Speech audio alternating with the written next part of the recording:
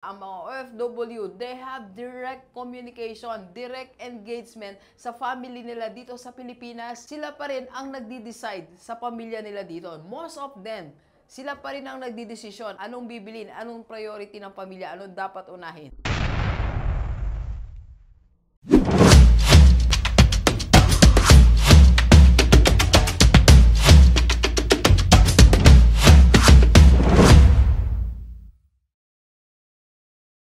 Alright, Gilibers, pag-usapan natin 4 market segment na hindi mo pinapansin. Let's go.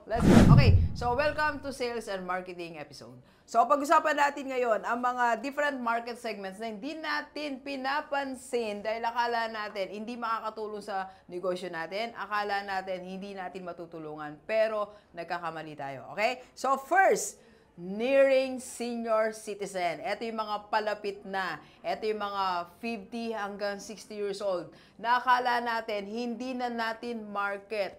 Pero alam mo ba, itong market segment na to, sobrang dami ng needs nila na naghihintay lang na merong mag-offer sa kanila. Alam nyo, sa amin no, sa IMG Rockstar Community, almost 40%.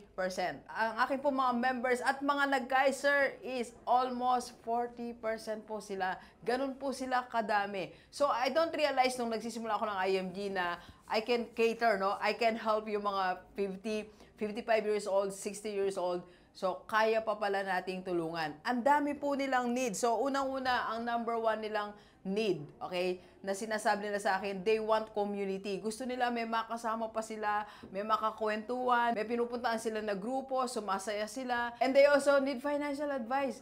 Gusto rin nilang magsimula. Alam nyo, maraming mga 50 years old pataas, gusto nila simulan na baguhin ang mga finances nila. So, we are helping them. Alright? So, sa atin po lahat na may negosyo, tingnan mo, kaya mo pantulungan ang mga may edad. Huwag natin silang baliwalain. Marami po silang needs na kaya mong tulungan. And they have resources.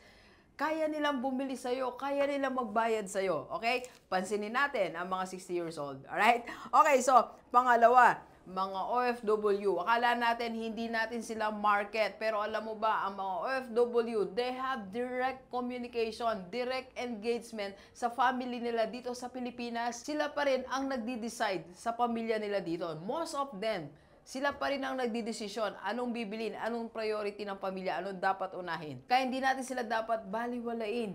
So, try to connect your business sa mga OFW. Again, ulitin natin. Example po natin sa IMG. So, ang dami ko rin po mga members na OFW. Ang problema nila, hindi sila makaipon. Akala nila, porque nasa abroad sila, hindi na sila pwede mag-ipon. Mali po, okay? Kahit nasa abroad ka, you can start your investment. Natutulungan natin sila. Sila po ang aking top 2 na market, okay? Alright, and number 3 po. Number 3 na market segment na hindi natin pinapansin. Pero bago yan, magkape po tayo. Kape po tayo. And of course, announcement natin sa lahat ng mga gustong magpa-coach kay Doc.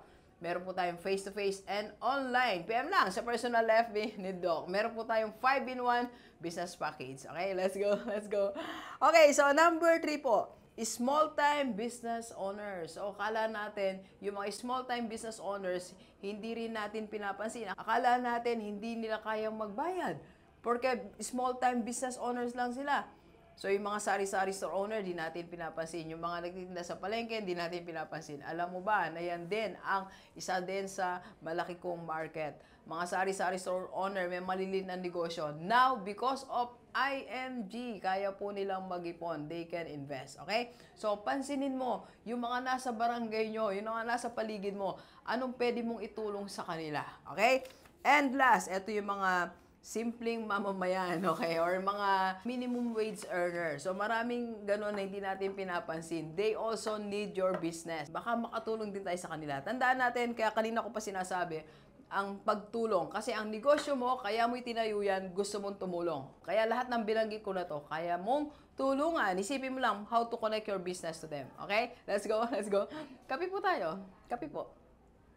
Thank you for watching. We are inviting you to attend our free webinar on how to save and invest the right way and how to avail sa Kaiser. PM na sa personal FB ko po.